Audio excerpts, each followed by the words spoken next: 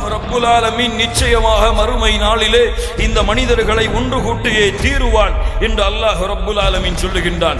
கண்ணியத்துக்குரியவர்களே, இந்த உலக வாழ்க்கை அழிய போகிறது ஒரு நாள். அல்லாஹ் அறிந்தவன் எப்போது. அந்த அல்லாஹுவை தவிர அந்த மறுமை நாள் எப்போது ஏற்படும் என்ற கல்வி வேறு யாருக்கும் அல்லாஹுவால் கொடுக்கப்படவில்லை இந்த உலகத்திலே. மறுமை நாள் ஏற்படுவதற்கு முன்னதாக அல்லாஹ் ரப்புல் ஆலமீன் இந்த உலகத்திலே அவன் படைத்த அத்துணை படைப்புகளையும் அழிப்பான். இந்த வானத்தின் அமைப்பை மாற்றுவான், இந்த பூமியின் அமைப்பை மாற்றுவான். வானம் பிளந்துவிடும். வானம் பிளந்துவிடும், வெடித்துவிடும். நட்சத்திரங்கள் அப்படியே உதிர்ந்துவிடும். இந்த பூமியை விட பல மடங்கு பெரிய நட்சத்திரங்கள் எல்லாம் இந்த பூமியின் மீது அப்படியே உதிர்ந்து விடும். அல்லாஹ் ரப்புல் ஆலமீன் சூரியனை இடம்பெயர்த்து விடுவான். சூரியன் அடித்து நொறுக்கப்படும். மலைகள் பஞ்சாக பறக்க ஆரம்பித்து விடும்.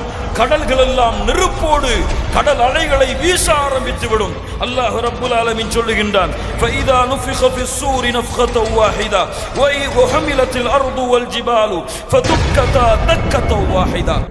அந்த நாளை பற்றி அல்லாஹ் ரப்புல் ஆலமீன் அவனுடைய புத்தகம் அல் குர்ஆனிலே கூறியிருக்கக்கூடிய மூன்றில் ஒரு பகுதி உள்ள வசனங்களை வாசித்து பாருங்கள்.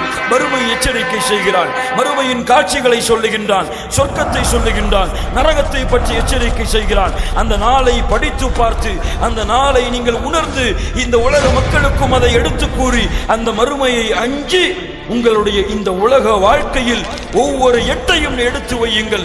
அல்லாஹ் ரப்புல் ஆலமீன் உங்களுக்கு பரக்கத் செய்வான். அல்லாஹ் ரப்புல் ஆலமீன் உங்களை பாதுகாப்பான். அல்லாஹ் ரப்புல் ஆலமீன் அந்த மறுமை நாளிலே உங்களுக்கு வெற்றி அளிப்பான்.